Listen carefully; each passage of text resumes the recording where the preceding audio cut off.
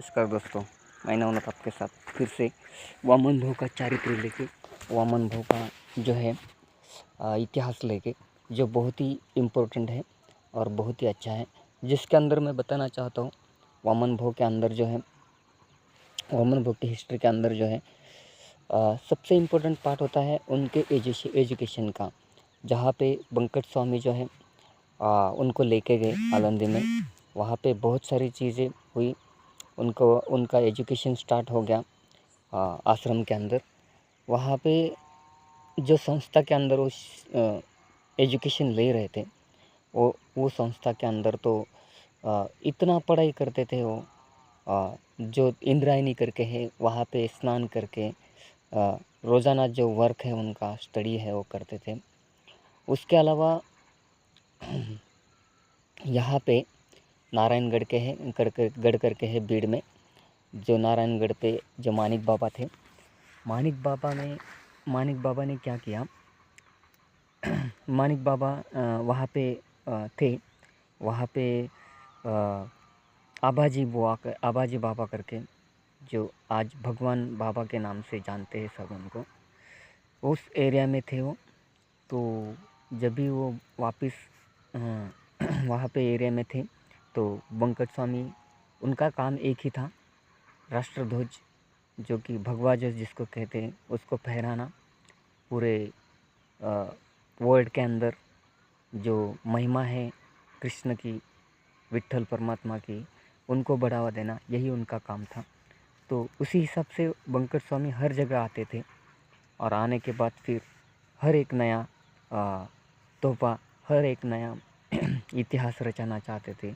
हर कोई स्टूडेंट लेके आलंदी में जाते थे, वहाँ पे संस्था में दाखिला देते थे, वहाँ पे एडमिशन करवाते थे उनका।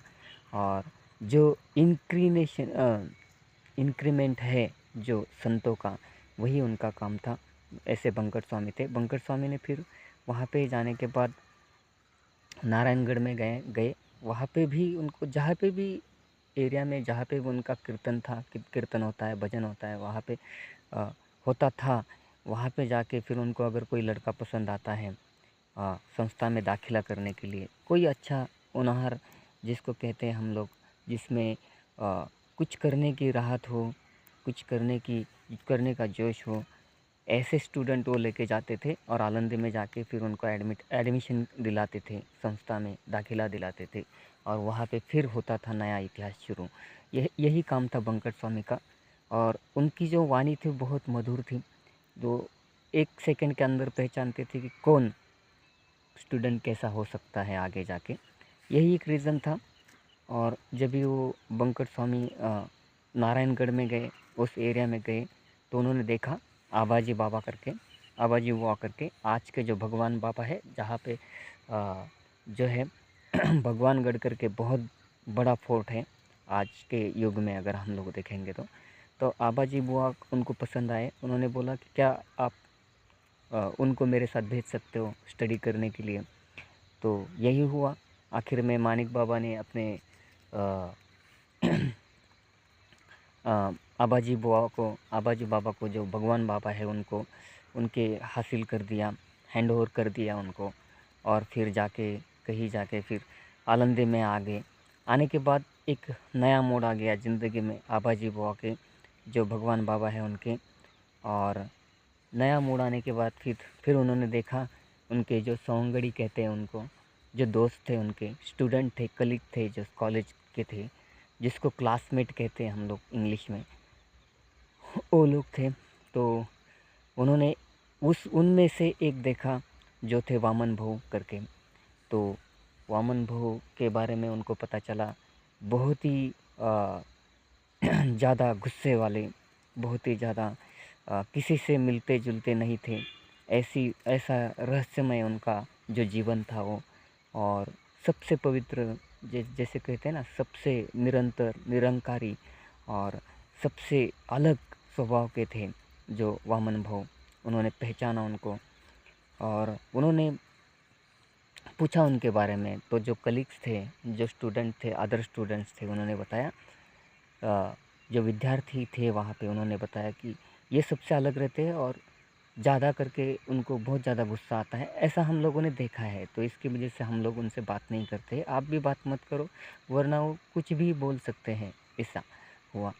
तो फिर आबाजी बुआ जो भगवान बाबा करके थे, तो उनको लगा कि कुछ तो अलग है इनसे, इस इंसान में जो वामन बहू है उनमें कुछ तो अलग है इसकी वजह से। तो जब भी वो कुछ स्टडी करने के लिए अननोन पेड़ के नीचे जाते थे, तो उस समय भी वो ऐसा ही हुआ। वो कहीं और जा रहे थे, जाने के बाद फिर उन्होंने देखा तो उन्होंने ऐसी हाक मारी उनको, और हाक मार के बोला वामन भाऊ करके, ऐसा बोला उन्होंने। तो फिर उन्होंने पीछे देखा, उनको उस आवाज़ में, जो भगवान बाबा का जो आवाज़ था, उनमें कुछ अननोन सा लगा, कुछ अलग सा लगा, कुछ प्यार सा लगा, कुछ ऐसा ही लगा कि कुछ तो है इस आवाज़ में, कुछ तो गहराई है, कुछ तो प्यार है उसमें।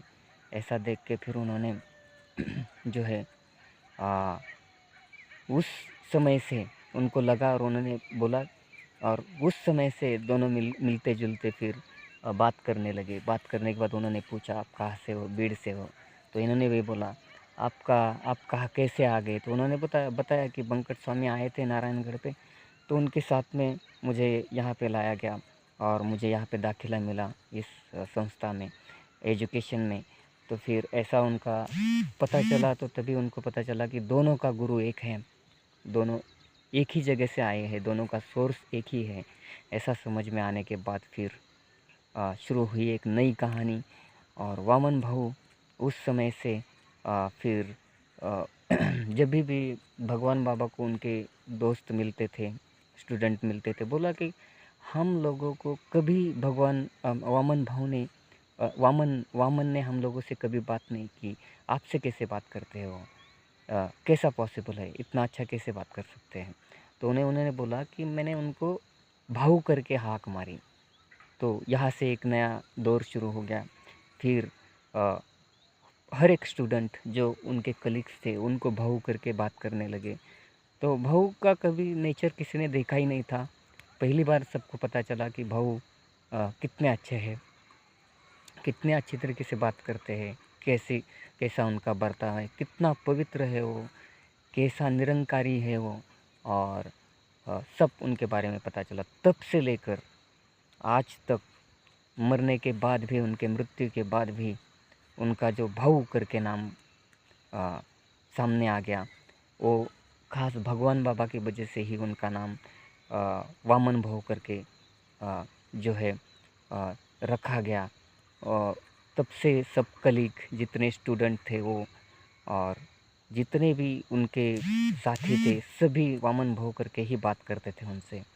और वामन भाऊ करके बात करने के बाद फिर उनका वही नामकरण हो गया। फिर उनसे बड़े जो थे, जैसे बंकट स्वामी, उनके जो भी टीचर थे, उनके जो गुरुजी थे, वो सभी उनको वामन भाऊ करके ही बोलते थे। तो तब से लेकर आगे उनका नाम वामन भाऊ हो गया। यही मैं आपको आज के भाग में बताना चाहता था कि भगवान बाबा की वजह से वामन भाऊ का नाम जो वामन भाऊ हो गया। वैराग्य तो था ही, पवित्रता तो थी ही उनके नेचर में। उनका स्वभाव किसी को पता नहीं था, भगवान बाबा की वजह से सबको पता चला। यही आज के विषय में, आज के भाग में मैं आपको बताना चाहता था। ये एक इंटरेस्टिंग पार्ट था, और सबसे अलग, दुनिया से अलग एक पार्ट था। हर एक की ज़िंदगी में एक मोड़ आता है, वैसे ही एक मोड़ था। वामन का नाम एक वामन भाऊ हो गया, और पूरे दुनिया में आज भी मशहूर है वामन भाऊ करके। तो प्लीज़ मेरे जो वीडियो है उसको लाइक करो, मेरे चैनल को सब्सक्राइब करो, और मुझे कमेंट कर दो। अगर कुछ नया है आपके इस विषय में, कुछ गलत है, वो भी मुझे कमेंट में बताओ।